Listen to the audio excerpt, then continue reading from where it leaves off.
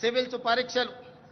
ఈనాడు ఈ దేశంలో ఏ రాష్ట్రం అభివృద్ధి చెందాలన్నా సివిల్ సర్వీసెస్కు సంబంధించిన అధికారుల యొక్క ప్రణాళికలు దేశ అభివృద్ధిలో కీలక భాగం పోషిస్తున్నాయి.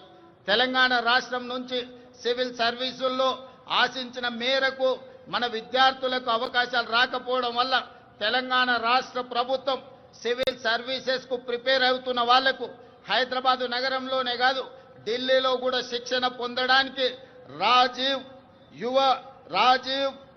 యువ వికాసాన్ని అందించడం ద్వారా సివిల్ సర్వీసెస్ ప్రిలిమ్స్కి ఎన్నికైన వాళ్లకు ₹1,00,000, మెయిన్ పరీక్షలకు ఎన్నికైన వాళ్లకు ₹1,00,000 ఆర్థిక సహాయాన్ని అందించడం ద్వారా ఈనాడు దేశంలోనే మన విద్యార్థులు అత్యధికంగా సివిల్ సర్వీసెస్కి ఈరోజు ఎన్నిక కాబడ్డారని చెప్పడానికి నేను సంతోషిస్తున్నాను.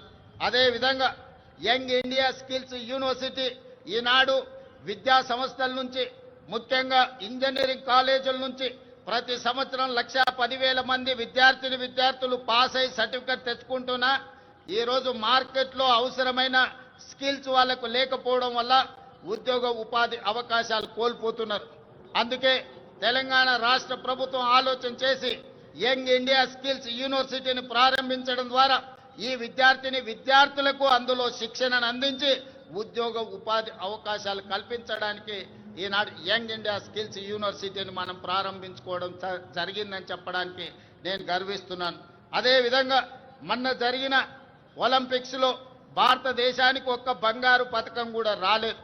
140 కోట్ల జనాభా ఉన్న ప్రపంచంలోనే అత్యధిక జనాభా ఉన్న దేశంగా గుర్తింపు పొందిన భారతదేశం ఒలింపిక్స్లో బంగారు పథకాన్ని సాధించకపోవడం మనకు నిజంగా ఆలోచన చేయవలసిన సందర్భం.